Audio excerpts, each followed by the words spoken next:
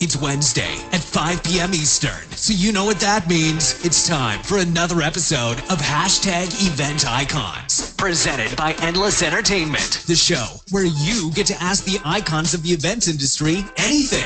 So, you might be wondering, how do you get to ask questions? All you have to do is use the question panel on the right of GoToWebinar to submit your questions. Or you can hop on Twitter to submit your questions with the hashtag EventIcons. We'll be answering your questions live during the entire show. Before we get started, the more people we have watching, the better conversation we can have. So please help share hashtag EventIcons on Twitter and Facebook. Just tell your friends to watch at www.event-icons.com.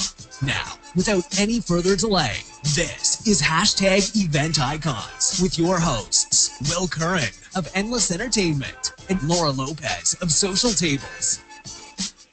Oh, yeah. We are back. And again, the audience is already saying, John, we need to have you bobbing your head, too. So they're waiting for some head bob, too. We're so excited. We have an amazing panel today. Superman is back in the studio, but you'll notice Laura's missing. Laura's in the background doing the live tweet thing. Alex is currently in TSE, the special event over in Long Beach. A lot of shows going on this last week, so everyone's very, very busy. But she is here in spirit and on Twitter, so make sure you join the conversation on Twitter. Anyways, I'm really super excited because this is going to be one of my favorite topics to talk about. It's probably the #1 question I personally get asked as an account executive, someone who works with all of our clients here at Endless, is how to save money on AV. Really interesting topic because everyone has a perception that AV is the most expensive. Well, usually is one of the most expensive things that you're going to pay for. So people are always wondering, how do I save money? How do I, get the best bang for my buck? So I have two amazing friends, colleagues, and fellow AV nerds in the house, Mr. Brandt Krueger and Jon Trask. You'll recognize Brandt. He's multi-time guest on the show, also now been a host as well, guest host on the show. So super duper excited to have you today, Brandt. If you ever want to check out, just search his name on our blog to find past episodes and find his backstory. But we're just honored to have you here today, Mr. Brandt Krueger. Hello. So Brandt's background, just so you guys all know, well, I'll let him explain that a little bit later. We'll save that for that. I don't want to spoil it. Also in the house, Mr. Jon Trask. He's a legend in the events industry for finding ways to save clients lots of money and making sure they're getting a fair deal when it comes to their AV for their events.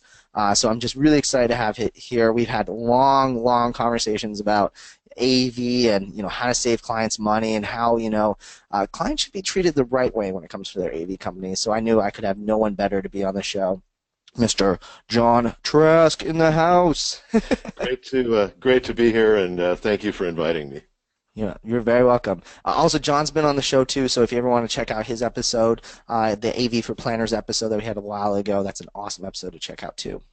All right, so I want to jump right in because we're going to have a really awesome debate and conversation today, seeing as we have someone who's an AV supplier like me, Brandt, who has worked for AV suppliers but also hires AV suppliers, and John, who helps clients find AV suppliers. So we almost got this trifecta of competing ideas within the AV industry right here, so it's going to be really great. So let's kick it off. I think everyone wants to have a little bit of background to know kind of what got you, into events and what got you into AV and kind of what your background is with AV. So, Brandt, you want to kick it off and kind of let everyone know where your background is from AV? Yeah, sure thing. If anybody wants the long version, just go to episode 2, I think it was, where I think it was about half the episode was me describing how I got into this. But the short version was that I had a theater background, and right out of school, I worked for a rental lighting company and then started working for this crazy old hippie DJ guy who did a lot of corporate events. And wound up getting hired by a production company here in Minneapolis, worked for them for about 18 years, mainly doing technology, being on site, calling shows, being a show caller, stage manager type, but always had my fingers in the technology side. And about 2 years ago now, 2.5 years ago, I went out on my own and started a company called Event Technology Consulting, which is just a nice big umbrella that lets me do all of the cool technology stuff that I want to do. Working with clients to help people find the right technology at the right price, working with event technology companies to help tailor their messages as they're trying to pitch to planners. And then I still do a lot of freelance show calling and freelance audiovisual technology. I love keeping my hands dirty, so that's a really important part of what I do. Just being out there. There's something about walking into an empty ballroom, setting it up for 3 days straight, working for like 1 day, and then tearing it all down back to an empty ballroom. It's I think it goes back to the theater thing. I really enjoy that moment. Brandt, do you find that having the experience of working shows and getting your hands dirty is what allows you to know so much about AV, or do you think, do you recommend that maybe for event planners out there to, get their hands dirty too? Absolutely. I mean, education is a huge part of what I'm trying to do, and I know you've done a lot as well, and Jon as well, of just trying to educate planners, get your hands dirty, get your hands on the gear, understand how it works, and that's going to help you, and then this will be a theme throughout today, I guarantee it, of that's going to help you understand your AV bids better, and have an educated conversation with your AV or production company. So yeah, I absolutely don't want to stop doing live events because it keeps you fresh, keeps you on your toes, and it keeps you getting your hands on the latest technology. I love it. And also, like you said, it keeps you on your toes too, because we're constantly problem solving too. So it keeps you young, right? Speaking of young men, one of my favorite friends who I have talked to many hours over AV, Mr. Jon Trask. You want to tell everyone a little bit about what got you into AV and what you've been up to too, because I know you've kind of made some changes since we last talked. Well, basically, I stumbled into it as I think a lot of people really do. It's not something. Maybe now it's more so, but 30 years ago when I started, nobody knew what AV was. And it was really, I saw an ad in the paper. I had worked in radio, and I had done some newscasting in radio, and ended up working in retail, and didn't really like working in retail, and I was looking for something back closer to what I enjoyed doing. And I saw an ad looking for people who had experience with audio and video, and I went and applied, and I ended up working at the Disneyland Hotel for about the first 5 years of my career, for a company that no longer exists called AVHQ. But AVHQ was very, very big on the West Coast, had a lot of divisions and areas, and they did, the Oscars and things. They were very high profile. And so I had a chance to start getting acquainted with the larger shows and not just the in-house hotel events that were going on, although we had some pretty big ones at the Disneyland Hotel, obviously. And so I ended up just making a lot of contacts and friends and staying in the industry now for 30 years. I actually left once for about 6 months, and someone drugged me back in. It's kind of like the mob, I think. You cannot leave. So basically that led me up to where we tried to do a company that just didn't quite work out, but the idea was sound, and it was really more the business model of getting people figuring out how to get it paid for. But the idea, and kind of a passion of mine for about the past 10 years, has been trying to help planners kind of understand and have better conversations with their AV guys, because all of us like to talk, and all of us are passionate about what we do. I mean, I've heard Brandt many times speak. I've heard you speak, Will, and it's, if you can tap into that passion as an event planner, we want to help you, and we want to tell you what we're thinking and how we think we can improve your meeting. And it gets very challenging because there was a time in the last decade when it was just all bottom line, who has the lowest price. And that was really my frustration and what led me into that direction that I went into, because it's not really about the lowest price. Even though we're on a program here that talks about saving, you can apply the money the right way, and that's the key element of this. And sometimes you can make it cost a little bit less. Sometimes it might cost a little bit more. You were talking a second ago about reacting and that keeping you young.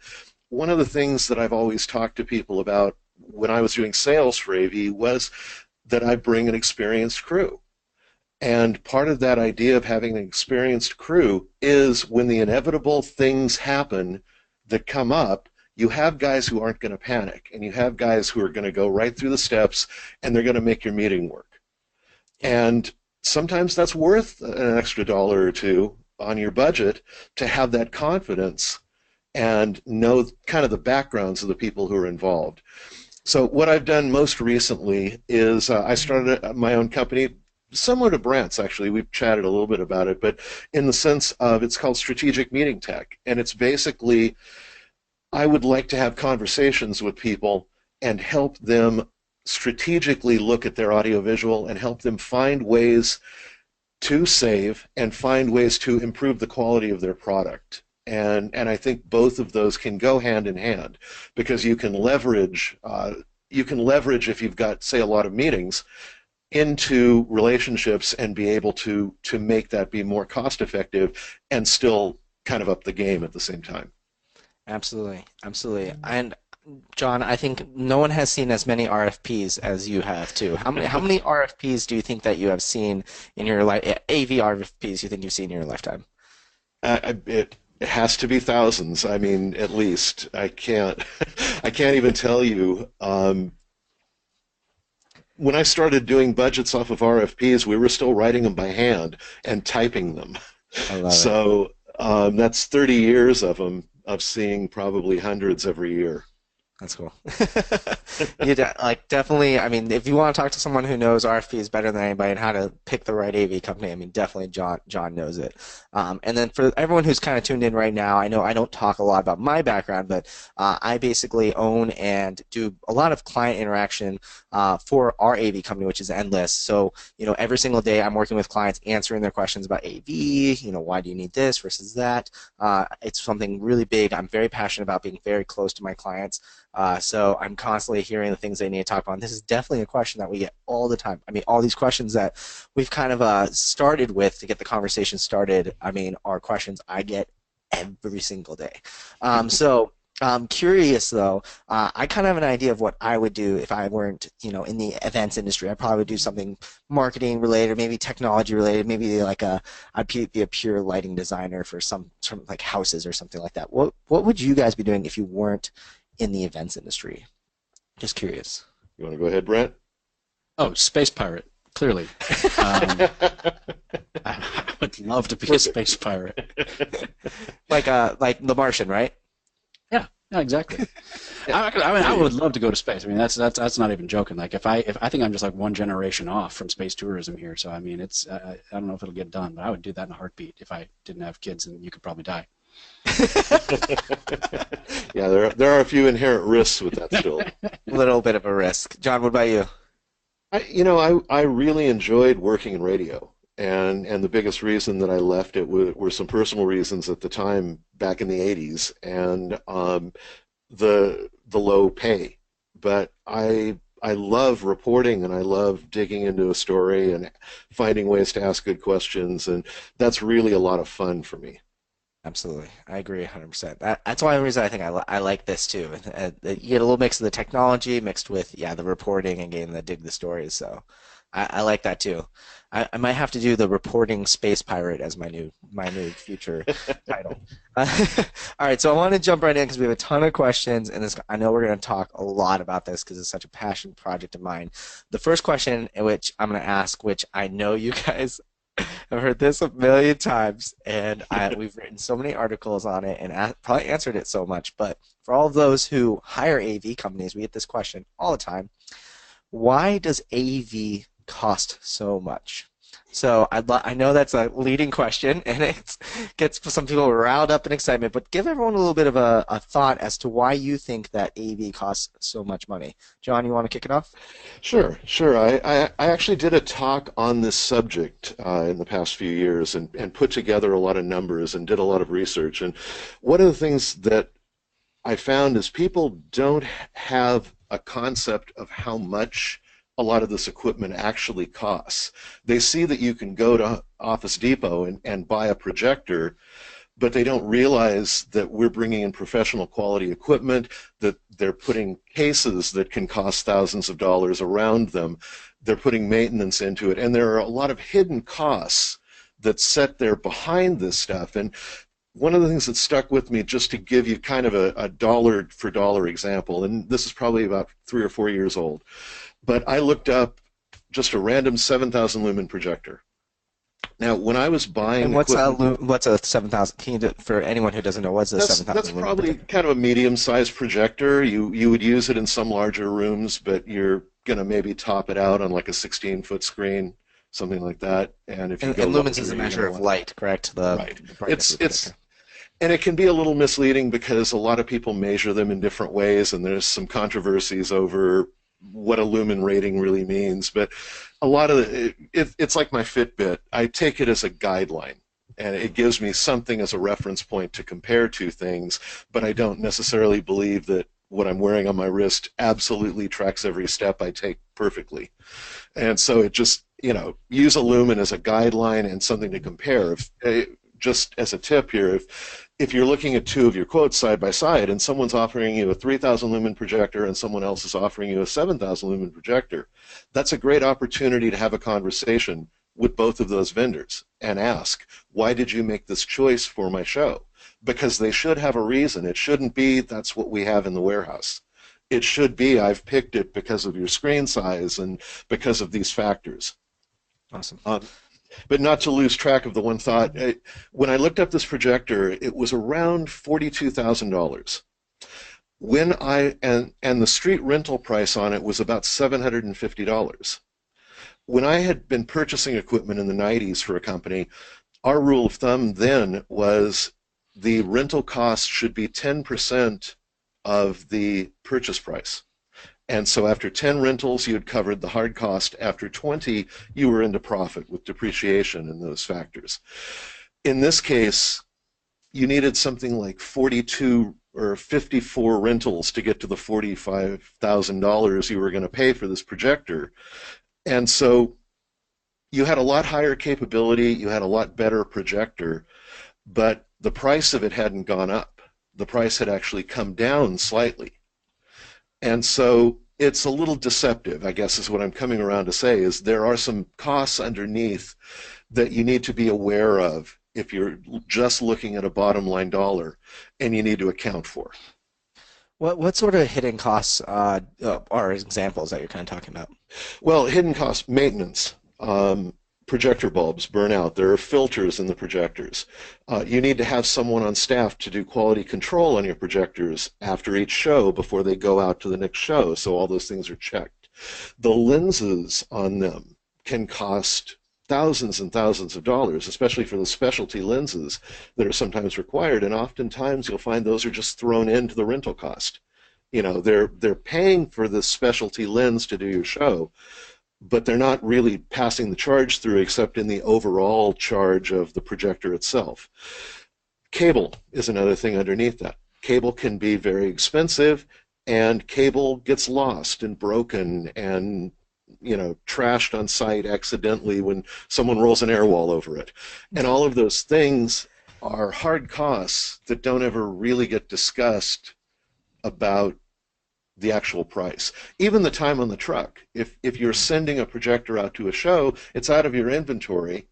You may be charging one day on the show, but it may be out all week from your inventory, so you can't rent it to someone else as a company. Yeah, absolutely. Brandt, are there any other hidden costs that you've kind of seen that kind of go into the rental of equipment? Yeah, I mean, there's a couple different things. I mean, one, just to tack on to the projector idea, is it's very similar, I think, to the world of like high-end cameras. Like, people say, okay, why are DSLR cameras so expensive? Why are those telephoto lenses for those cameras so expensive? Because of the optics, because of the quality that they have in them. Yes, you can get a camera included with every cell phone now. So cameras are cheap. So yes, you can buy a projector for very, very cheap, but the good ones, the high-end ones, have lenses that you can swap out, just like a DSLR camera, and those lenses are incredibly expensive, especially if they're very, very short distance throws or very, very long distance throws. So those two things, so the environment that you're going into can have a very big impact on the price of those things as well. So cost of the equipment, absolutely, all of those hidden costs, but then the other reason that the AV bill always winds up being so high is labor.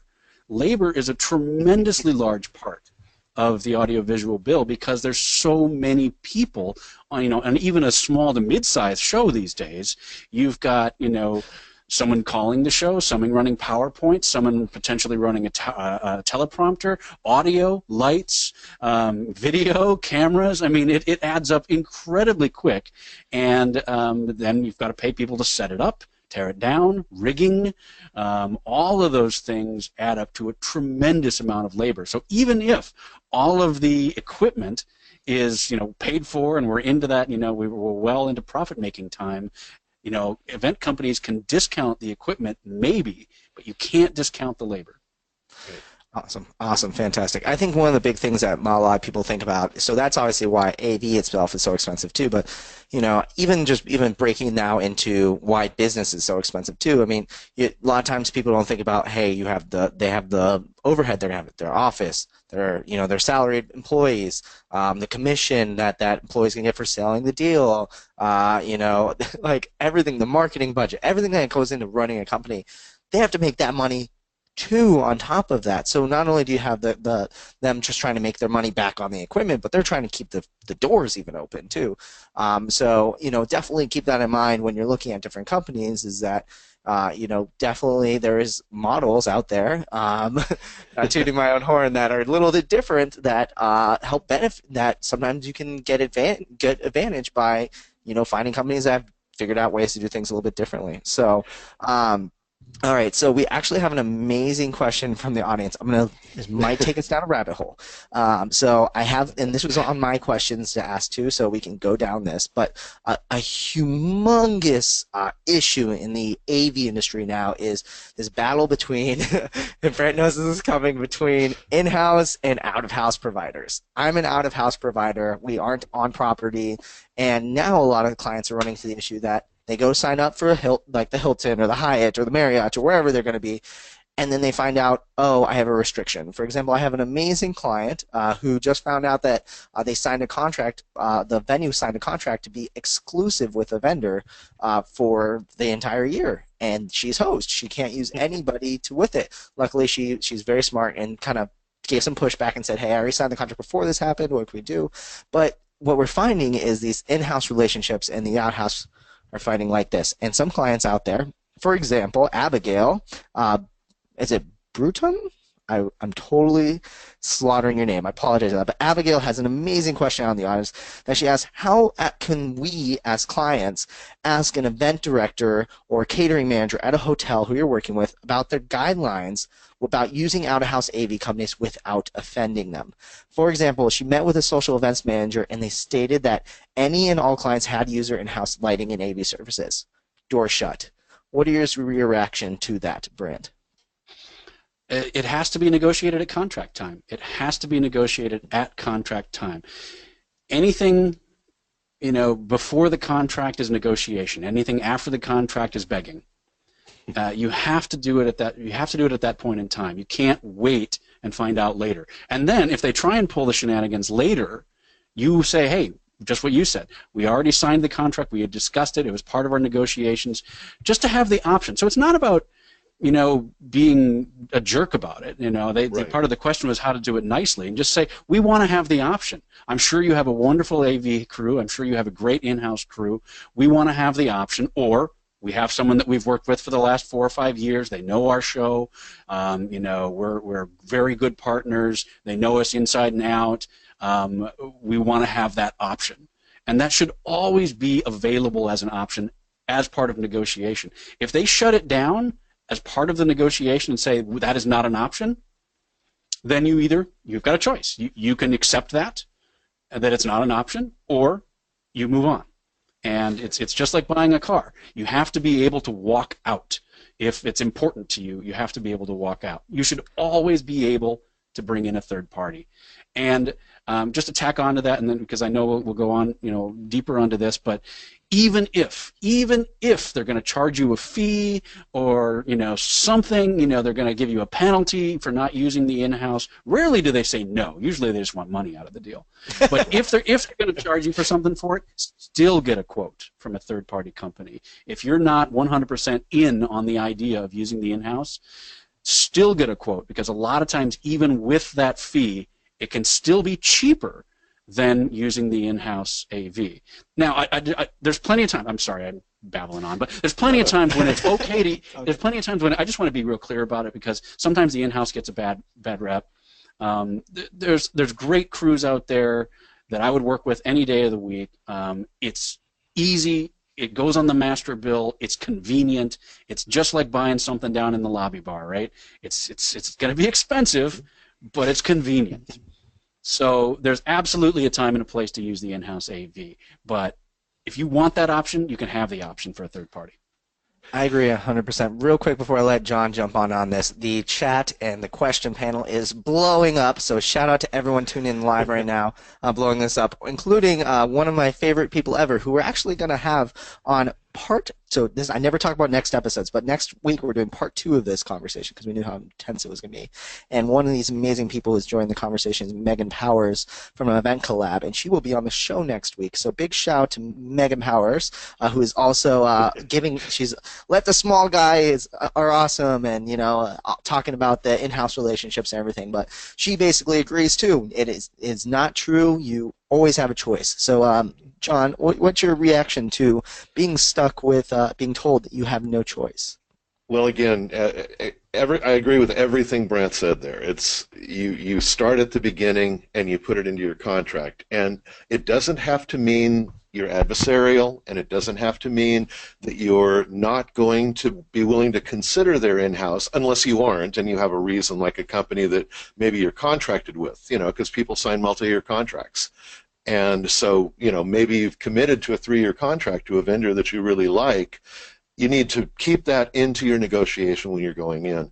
When Brandt was saying that they want money out of it, that it's very true, and oftentimes you can kind of do a give and take to find ways to make sure that they're still getting the profit they're expecting, and realize that they're hiring an outside company in most cases. Most hotels don't actually own the company that does the AV.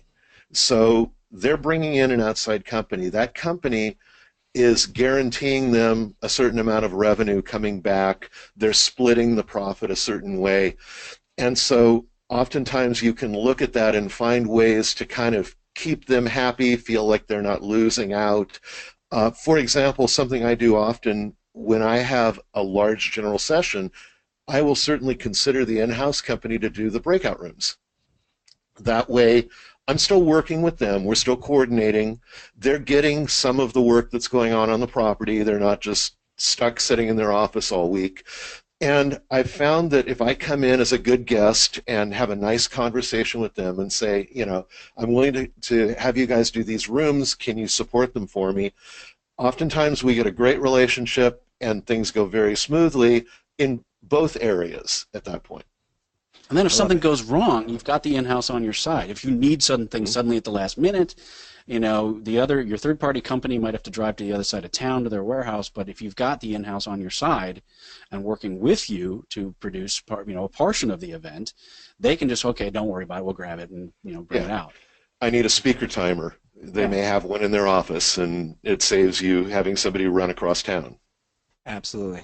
I agree both on the building the good relationship because, you never know even when you're out-of-house company in there. You want to go in with a good foot. So, for example, with us, as the outside company, a lot of times we're considered the adversary because a lot of times, to be honest, I tell my clients, make me the adversary because I want you to have a good time. I don't want you to have to worry about stress of that.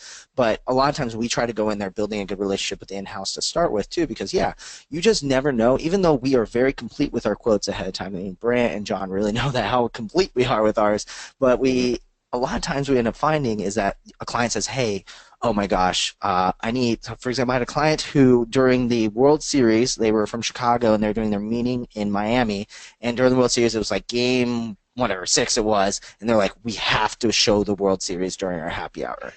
And we're like, well, we can pull it up online, but if this doesn't work, we want to make sure we had a lot of backups. So the in-house company was like, you know what, no problem, we'll go get a cable box, HDMI it into your switcher, boom, good to go.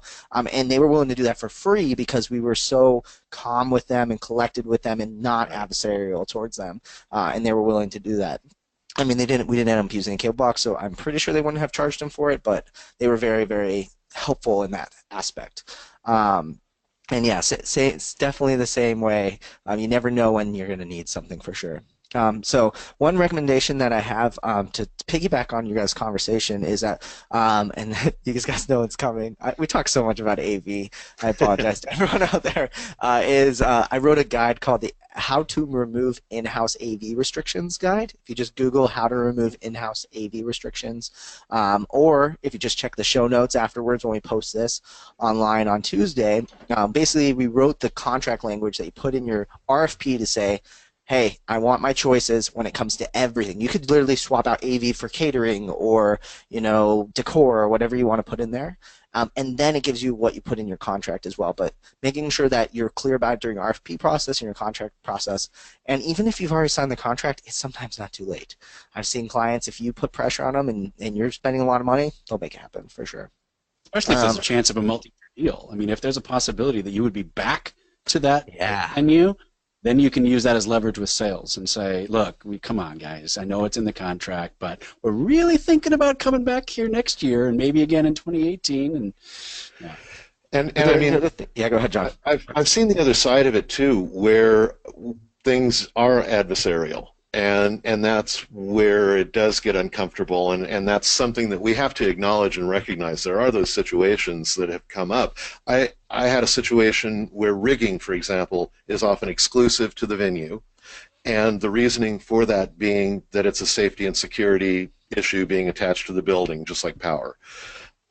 But I got a tremendously high rigging quote, and I had to work with my planner because they were quoting like $16,000 for something that should have cost a couple thousand. Yeah. And it was simply talking to my client, explaining what it should cost.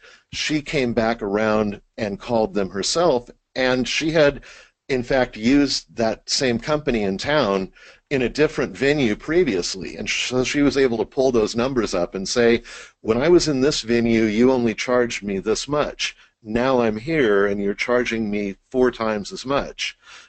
We were able to bring the budget down significantly just by having that discussion. So there are ways that you can strategize to not overpay even if you're locked into certain things. I love it. The other side of that same idea is, especially with things like rigging, a lot of times the way that venues will pressure you to use their in-house is they'll start asking for insurance and let me see your paperwork and let me see this and let me see that. You can turn that around as well. So when they're requiring you to use their in-house services or in-house contractor, you can ask to see their insurance, and you can ask to see, their certificate of being an electrical engineer or something along those lines. And when you start asking for paperwork, it's amazing how quickly a lot of things will disappear, because because the salesperson doesn't want to deal with that. Who's going to have that? It's in a filing cabinet somewhere. I don't know. So you can actually use that and turn it around as well. So it's not something you want. You don't want to bring in Joe's bargain basement rigging company, but at the same time, you can, if you are getting a ridiculously high quote like that, maybe turn it around. Awesome. What you guys mentioned like negotiation strategies, and this is something I get asked all the time. What other negotiation strategies do you have for convincing, maybe if they already in a contract, they've already signed it, other than making sure maybe they use the how do you remove in-house AV restrictions guide, but other than using that, what would be your recommendation for negotiations with getting rid of these restrictions? Well, one tactic that I've heard people use is they've gone back and said, okay, if you're not allowing me to use my choice, I want a guarantee of performance, and if the performance is not to my standards, and we can establish those standards in writing, but if that performance does not meet those standards, then you're going to give me some money back. And that can certainly get attention of management if you're talking to them in those terms. Awesome. Very good. Brandt, anything else on your end? I had it and I lost it. It was along the same lines when I was like, I got distracted by chat, and then I totally went out of my head. I do really like that idea though of like saying guarantee a performance, because instantly they might think to themselves, well, crap, I can't guarantee my performance because I don't know if we're going to be able to do well. Or maybe they're like, man, like we've done this kind of events outside of our scope. We're used to doing breakouts, and now we're doing this big general session. I would, maybe, okay, we'll give up. I remembered what it was. Go ahead, Brandt. So I remember what it was, and that was you can ask for recommendations. So a lot of times people, when they're dealing with in-house, they just figure you're stuck with them. But as part of the negotiation process, part of the back and forth, if you're not 100%, you want to make sure you're 100% comfortable with that. So you can actually say, I would like to speak to the last 2 or 3 people that use your in-house AV services and find out how they felt about that service. And because again, I want to make sure that it's up to my standards, and I want to make sure that we're going to be doing it. So kind of the other half of what Jon was talking about there. Ask for recommendations and ask for people, to kind of give their testimony as far as how the in-house is done. Awesome. I love it. Definitely. I love it. Enough of digging, I guess, on the in-house AV restrictions topic. It's definitely a fun point for all of us to talk about. But I'm curious to know, obviously the people get AV quotes. They're very complex. There's lots of pieces of equipment. Most of the time they're itemized, and I think we've had this conversation before about like itemized versus not itemized and everything like that in like episode 2 with Brandt before. But I'm curious to know, what are like some hidden costs that clients need to be looking for to make sure that when they're looking at those quotes that there's a hidden cost that that you've seen on quotes before, that you're like, hey, I shouldn't be paying for this. Watch out for this. What are your pitfalls on the cost side of things? Why don't you kick it off, Jon? I think you were laughing there so you have one in mind. I'm betting Brandt and I probably have the same answer right off the bat, but I'm going to go back to what Brandt was saying about labor. It frustrates me to no end. I actually had this conversation earlier today with a vendor of a show that I'm working on about how I want all the overtime accounted for. There's a schedule that's been handed to them. I have the exact schedule of the show, and I can see that on this day, the people are going to have to work 12 hours or 13 hours or 14 hours. And it frustrates me to no end when I get a vendor who, despite having that schedule, sends me a quote for a flat day rate. It's like, okay, does your day rate go to 14 hours? Can you explain what a day rate is, just for everyone? A day rate commonly will be either 8 or 10 hours, and a lot of it depends on the market you're working in. In many of the kind of right-to-work states in the sort of southern Sun Belt, you're going to find most of the freelance guys are working based on 10 hours or a half day of 5 hours. In some of the other areas where you're dealing with some union rules and things like that, you may find that they're doing an 8-hour day and then charging hourly and then charging overtime for that next 2, even if they're going to be there for 10 hours. The key thing to usually remember is in most cases, after 8 hours or 10 hours and then 2 more hours of overtime, or 4 hours if you're doing 8 and 4, you're going to hit double time after that. And that's where the cash register really starts to ring. Additionally, not having short-term availability. In other words, if you have a crew that's going to be working until midnight and you want them back in there at 6 a.m., you're probably going to be paying them overtime all the next day until they get an 8-hour break. And these are all sort of modifications of a lot of union rules, but if you think about it, if a guy's working till midnight and it takes him an hour to get home, and then he has to sleep, and then he has to get up and drive an hour back to the site, you're giving him a couple hours sleep. And so you've got to have enough space in there that your crew can come in fresh. So those are the hidden costs that I see quite often, are just these pieces of the labor that should be obvious and should be apparent because we do have a schedule we're working from. It may change, things may modify, but get that information up front and don't just take a flat day rate if that won't work.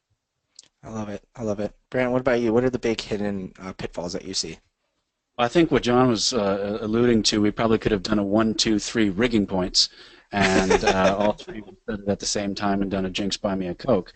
So that's one that's still very popular, is rigging points. So what's happening is, especially in-house AV companies are going into especially older properties and saying, we'll install the rigging points. These are the physical points that are up in the ceiling that you can hang trusses and lights and things from. It's permanent infrastructure. It's not something that you need to go in and take up and take down. It's there all the time. So they're saying, we'll take on that cost to go in and put those points in, but then they have the right to charge per day rates for the use of those points. Those are usually going to be in the contract, buried somewhere. Again, fully something that you can negotiate before you sign the contract. You can say, we're not paying for this, we're not paying for that, as long as you're willing to walk away. And those can be several $100s per point per day. So very, very expensive nothings that are up in the ceiling holding Literally stuff holes up. in the ceiling. Yeah, hole in the ceiling with a giant eye bolt. I've run into situations where the point included the motor. Great. And so there's a value in that. Just to take that side of it. The other thing that I would say in an in-house company's defense of owning those points, and I believe many of them overcharge wildly for them, is that there are like insurance costs and things that are sometimes behind that as well. Just like the hidden costs on the equipment we were talking about, there are some other costs that can go into that. So while the actual piece is pretty inexpensive and a one-time thing, there are some liabilities connected to it. So yeah, that would be something I would definitely push back on, though. And get it up front. Put it in your contract. Ask, what are the rigging costs? If you're going to require me to use your in-house rigger, that must mean you have an established price guide. Tell me how much per hour they are. Tell me what their hour minimums are, what your lifts cost, what your points cost, and get all of that detailed so that you can evaluate it before you sign the final contract. Awesome. Yeah, and that's another one of those things that they'll kick in as a negotiation tactic for using the in-house. They'll say, we'll waive those fees, but if you bring in your third party, then you're going to have to pay the rigging point charges and things like that, as that incentive to try and make up that revenue that they would be losing by not using the in-house. And then again, if you can throw them a little business, maybe then you can get those taken off the table. So it's all negotiable. Every single thing is negotiable. Awesome. One of the things too that I've used as a tactic, if need be, you can make pretty much any show ground supported if you have to. It may not look as good as you'd like it to be. Define ground supported. Ground supported would mean we're not using any points. We're not hanging anything at all from the building. Everything is going to be standing on something that we bring in and stand up. And whether that's a small tripod holding a speaker or whether that's a piece of truss holding lighting that's standing up straight, you can make that stuff be ground supported in a pinch and push back and say, okay, I don't want any of your rigging. Just take it all off the table. Oh my gosh. Just so everyone knows too, so from the AV perspective, Megan's in the chat, she says that once a client accused her of ground supporting to charge you more money, which is funny because typically it's actually way more inexpensive, because instead of the cost of hanging one truss across the back wall is 4 points plus motors and labors can be almost $1,000. You can do what's called genie lifts, these little material lifts that lift everything up. It's like $150 each to rent, so it's like $300. So something to always keep in mind. Yeah, not only can you avoid those fees and the pain with them, but save a lot of money too. Brandt? So Karen Lyon over on Twitter said that it was refreshing to hear about the union rules regarding overnight breaks being recognized. And I just want to add kind of one more point to help drive that home to potentially planners who because they're willing, a lot of times these are annual events, and those couple weeks leading up to the event, it's their Super Bowl, right? So they're staying up till 2, 3 in the morning, getting up at 6 o'clock in the morning, but they're only doing it for that week. And a lot of these, AV people, we're doing it every day and day in and day out. And so, for once a week or, 1 week, once a year, people work ridiculous hours a lot of times on these annual events. But once you translate it, those rules are in place to protect people and make sure you're getting 6 hours of sleep, and not trying to do that on 4 hours of sleep every single day, day in, day out. So that's a reason. That's the reasoning behind a lot of that. While you're on that topic, I want to throw in two meal breaks. And just breaks in general, because I've seen clients kind of abuse crews, but and sometimes inadvertently, they don't even realize, but they're not thinking about the fact that when they go to lunch and they're getting a meal, the crew may still be working on various things, and you need to account for a way for people to get off and get some food. You need if you do a meeting out here in California at the Ritz-Carlton in Dana Point, it's about a 20-minute drive to the closest restaurant if you leave property to get food. And so you have to understand that you've got to give guys time to go get some food, or you've got to feed them. Yeah. And recognizing that they're people too, and they're in the room and they're working that whole time. They're working all morning, they're working through lunch, they're working through the afternoon. Just look at that for them as well as for your guests. One thing I want to jump in on while you're talking about food, from the AV supplier's perspective, being that team that has worked those long hours, some amazing clients I've had. For example, I had one. Sometimes it's just as simple as getting a good, wholesome meal. But for example, one of mine would arrange for the AV company to have its own green room where it had like Red Bulls, like colas, and we had full food. Like I think we had like steak one time during like a load-in. It was like, but here's the thing: we stayed later than ever. We did a insane turnaround because we felt like they had our back and they understood us, and we were willing to go above and beyond. So if you're talking about saving money, I mean, this doesn't necessarily save you money, but this allows you to get a really good bang for your buck. That, hey, like let's say you're going to have a really crappy turnaround on a show, or your show is just really, really long. You know, if you find a way just to take care of your team, even like, for example, we just did an event over Christmas. They just said, hey, we got all of your meals taken care of. Don't worry about going off property. Christmas is going to be crazy. We have food ready for you. They always made sure you were getting food, and we're happy with it. And that made us feel like, okay, we can focus on our jobs, and we don't have to worry about what am I going to eat next as well. Absolutely. Brent, did you have something that you wanted to add? Well, no, it's value. No, it's absolutely value. So by doing that, by making sure the crew's taken care of, like you say, they're more likely to just bust butt for you. And then if you go 1 hour over 10 hours or something like that, they might not necessarily zing you for it. You know, unless it's a union rule and they have to, you know, a lot of the, you know, and even then they might even loosey-goosey and just, you know, fudge the records a little bit and say. So, when you treat, and I know we've all talked about this at one point or another. You know, when you treat your vendors as partners and you're working with them and making sure that they're taken care of, they're going to take care of you. And you might have to spend a little bit more money on food, but in the end, you might actually save money because having a whole crew go even an hour into overtime could be really, really expensive. Very, very expensive. One thing that Jon, you brought up too, is that a lot of times a hidden fee that you see is that you hand them a schedule and they still only budget for this amount of hours. One thing I highly recommend, this is a big practice at Endless, is that you should push for them and you should ask this question: if I sign this quote, is the invoice going to be the exact same thing? What would change? What would change the invoice from being different?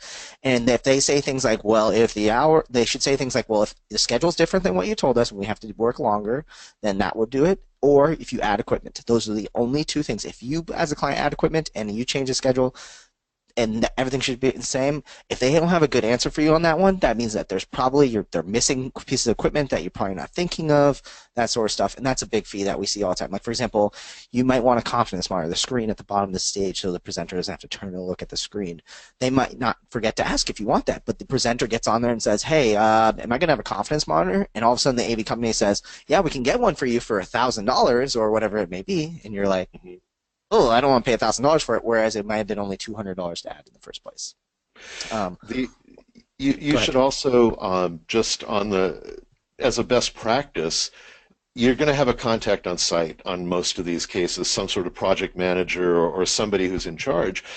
Best practice to me is at the end of the day, you touch base with them and you go over any changes to the budget, anything that had to be added, any hours that had to be added, anything, so that you can sign off on it on a daily basis and you're not 3 days after this flurry of stuff trying to remember what's gone on. It's worth 15 minutes to just check in at the end of the day, get that stuff all documented and written down and approved, and sign it if you're the planner. You know, I approve this additional charge for these reasons. Awesome. All right, so we're getting low on time, which I was so afraid was going to happen because I still have hundreds of questions I want to ask, and the audience is blowing up with more questions. Hence why we're doing hour two. So we're doing it. So for those who are really excited, we're doing a two-parter of this. So next week we're doing the same topic, and Megan, for example, is going to be one of our guests. I'm not going to reveal who everyone is. Maybe we can see if we can get Brandt and Jon to hop on a little bit, join the Twitter conversation. But I wanted to end with 3 questions. So we'll do our normal 2 questions at the end, the one about tips and the one about resources. But the last question I have for you is, do you have a go-to thing that you look for to save money when it comes to AV? For example, back in the day, we don't do as much anymore because now the cost is very similar, is that, for example, downgrading from high definition video to standard definition video. Now their costs for the same projectors are about the same, so it doesn't save as much. But is there like an item that you're like, man, when someone says, I'm at $25,000 in quote, and I need to get this down to 15, what do you look for first that you say, let's save money here? Or maybe you can scale that up, $100,000 down to $50,000, whatever it may be. It's an excellent question. I would really just look at the type. Well, I would make sure that my labor is accurate, first of all, and that you're not overcrewed in some way. Maybe you don't need to have a lighting operator because you don't really have a lot of lighting cues. And once the lights are turned on at the beginning of the day, there's not going to be a lot of changes. So maybe that's a place you can pull something back a little bit. Look at your number of wireless microphones, because sometimes people over-order on wireless microphones. Maybe you can change that panel to wired microphones on the desk in front of them and save, as much as $100 per microphone right there. And so I would look at those types of things, and I would look at just the types of equipment that they're using. Maybe you can go from flying a line array using the rigging we've been talking about to doing a ground-supported sound system that would still be adequate for the room. Maybe not your optimal way of doing it, maybe not what we'd prefer, but a way to bring the budget down and still give you the quality expectation that you have to meet. Awesome. I love it. A couple ideas. Brandt? And my first instinct was looking at the labor as well, that just making sure that schedule is exactly what you need, and then how many people do we really need to make this work? I mean, there's been plenty of shows where we had a lot of people come and set it up, but you really only need one person to kind of babysit it and make sure that it's going to work all right. So yeah, going through that schedule, making sure that you only have as many people there as you absolutely possibly need. On the equipment side, I'll flip it a little bit and say the thing that I would hit last is your audio. For me, it's always the most important thing is to have good sounding audio. You can always convert your lights, from wiggly lights to, just some pars to get that stage lit, right? Let's get that stage lit, and just do a straight up stage wash. So you can usually cut back on lighting. You can usually cut back on decor, stage decor and sets and things like that, if that's part of the package. But I would hit the audio last, just because you need to hear people even more than you need to see them, I feel, to have a good audience experience. Awesome, I love that. That brings me to another idea. Oh, sorry, go ahead.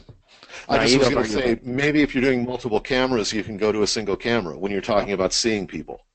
Yeah. Exactly.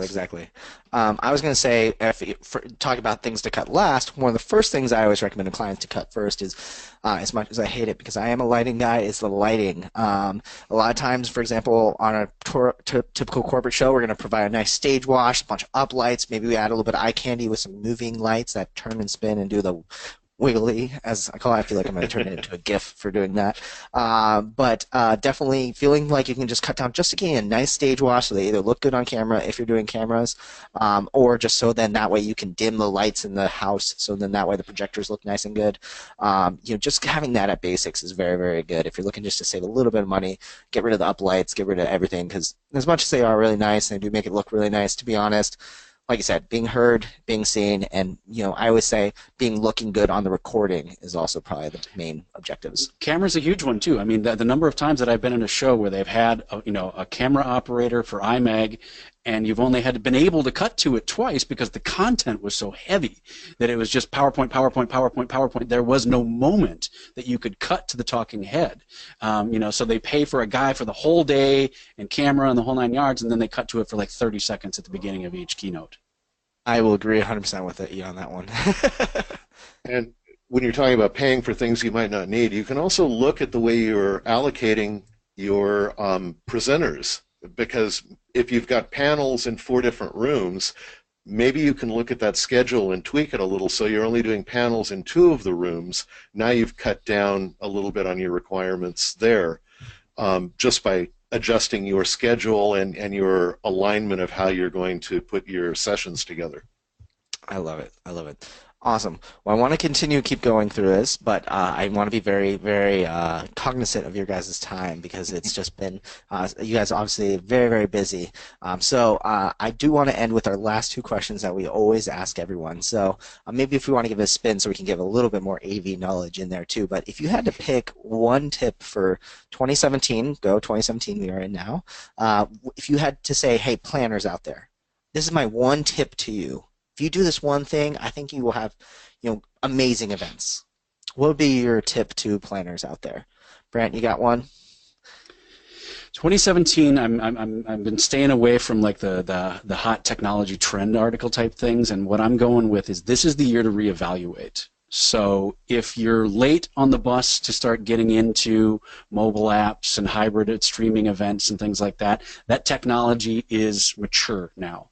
Now is the time you start doing it. Now, if you were on the front end of that and you were bleeding edge and you were doing all that, 2017 is the time to start looking to the next things. So VR, AR, drones, all of that kind of stuff. So that's my one thing is sit back, and this applies to AV as well. Just even, okay, we've always done this event. We've done it the last 4 years. We've just been adding on more equipment and more equipment as we've grown.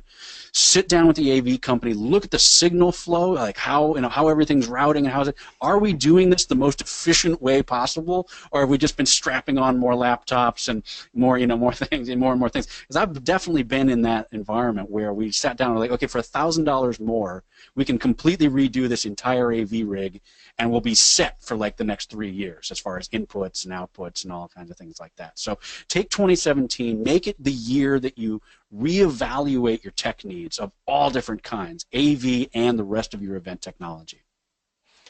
Awesome. I love it. Jon, what about you? What's your one tip for planners? Well, it sort of dovetails with what Brandt is saying, and the first thing that really popped into my mind was take the time to have a better conversation with your vendors. Realize that this isn't something that you should just be comparing the dollar total at the bottom of page 12 against 3 different vendors and picking based solely on that. You need to budget the time to have some conversations, to get to know the people, to know something about their ideas, their attitudes, how they think they can improve your meeting, and why they've made the choices they've made on the quotes that they're sending you. So they'll be happy to walk you through that stuff. I've never known a vendor who isn't happy to sit down and explain line by line everything that's on all 12 of those pages. But have that conversation and realize that it can't just be done based on a number. Awesome.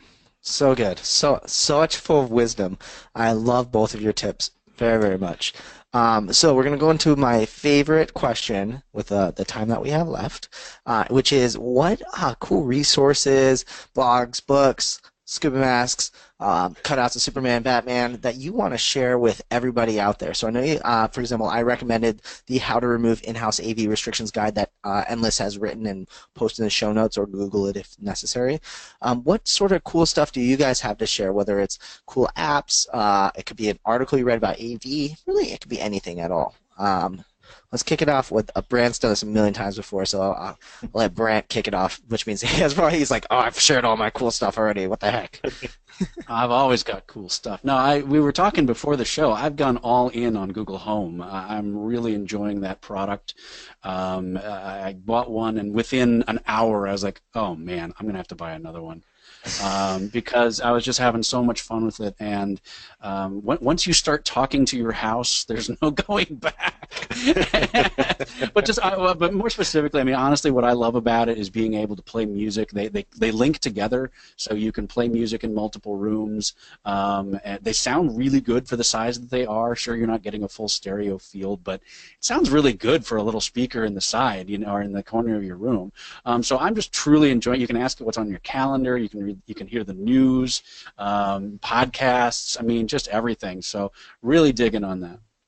And we were talking about one of our favorite features about that it does, because we Adam recommended Echo Dot last week.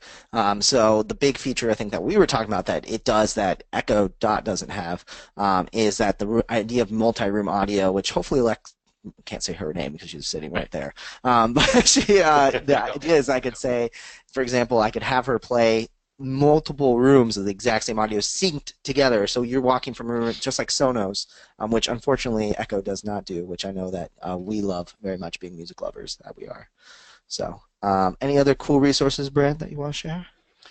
Not that much. Check out BrandtKrueger.com. I do have a blog on there. I post on it every now and then. And I did write an article about getting value for along these lines of giving your crew food and things like that. And so it was a comparison of two clients that were real world clients. I changed all the names and everything, but of who got the best value for their money and the difference that they spent on their AV versus who got the best value. So I was reminded of that, and I was like, yeah, that's a pretty good way of laying it out. So I encourage people to check that out if they're still questioning that. Awesome. I love it. I love it. Jon, what about you? I know you're a man full of many resources. Well, I put a link into that I shared with you, Will, of a document I created many years ago, and I've updated a little bit, but it was just kind of a handout card that you could print out and take with you on site when you're doing a site survey to help you sort of look at a venue from the audiovisual perspective, the way that we would evaluate it. So it's just some of the things that we care about, like ceiling height, that don't always jump out at a planner who's not experienced with looking at it from an AV perspective. So I've put that in. You can share it with people freely. I do have a website, Strategic Meeting Tech.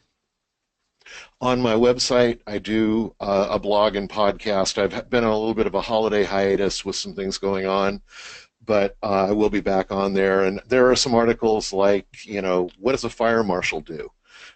Just things like that to try and help illuminate a little bit of the questions that people have.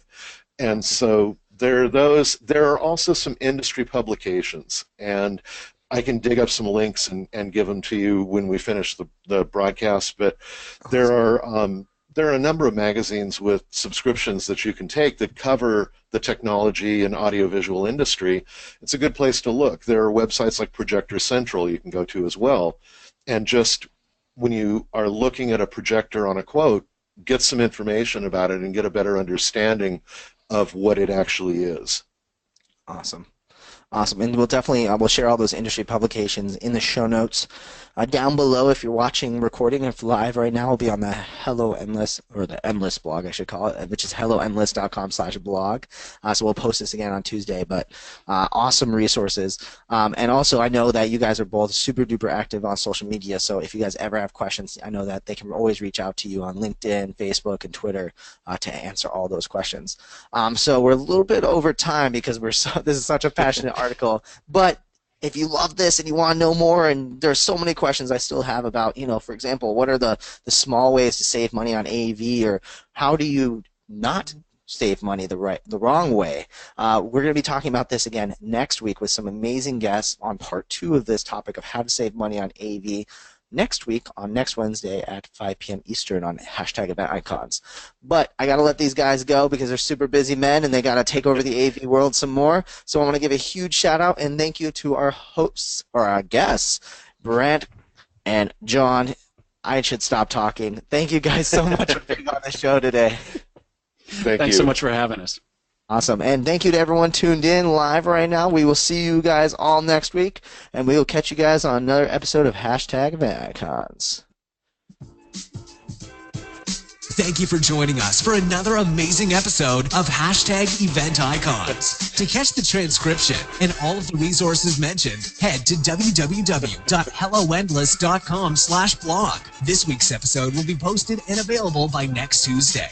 Also, let us know what you thought about this week's episode. Share your biggest takeaway and join the Twitter conversation sponsored by Alex Plaxon and Little Bird Told Media. Just tag your post with #EventIcons. We'd love to hear from you. Thank you again for joining us. We'll see you next Wednesday at 5 p.m. Eastern, right here on #EventIcons.